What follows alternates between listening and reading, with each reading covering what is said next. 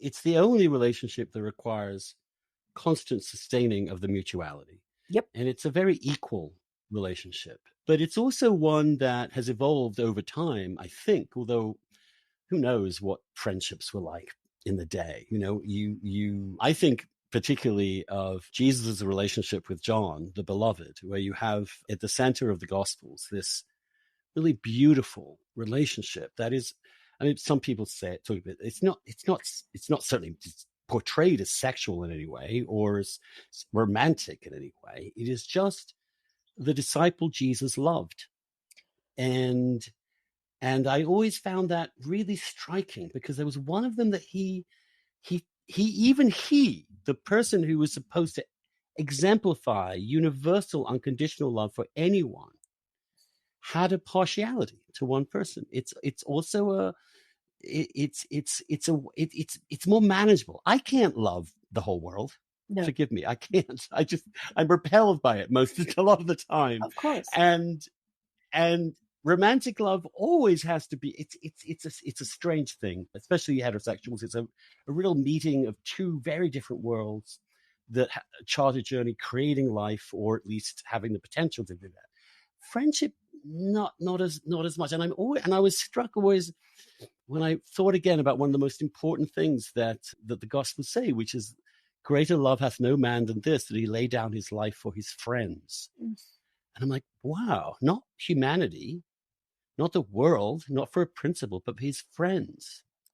And in reading the Gospels that way, you also see, for example, that the most important miracle that Jesus ever performed, which was the raising of Lazarus from the dead, which led to his crucifixion in the gospel story, was because his best friends, Martha and Mary, were Lazarus's brother.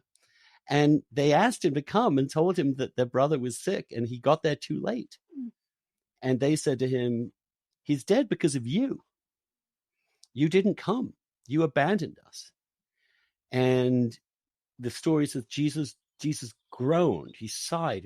He just groaned inside at the pain that he had inflicted. And then he went ahead and rose Lazarus from the dead, which set off the chain of events which led to his crucifixion. So he did die for his friends in a strange way. He really did. And the friends were also both women and men, which was also fascinating about Jesus, is that Martha and Mary were total equals to him in his life. And that was very rare. You don't see stories like that. So for me, friendship is a spiritual thing that really goes back to my understanding of who Jesus really was and how wonderful it would have been.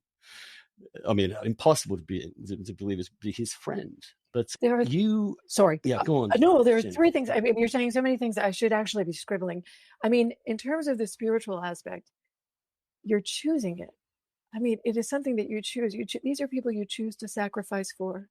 They are not because you are genetically, psychotically in love with them or because you are legally bound to them. And so the idea that it is a sacrifice that you willingly make is beautiful.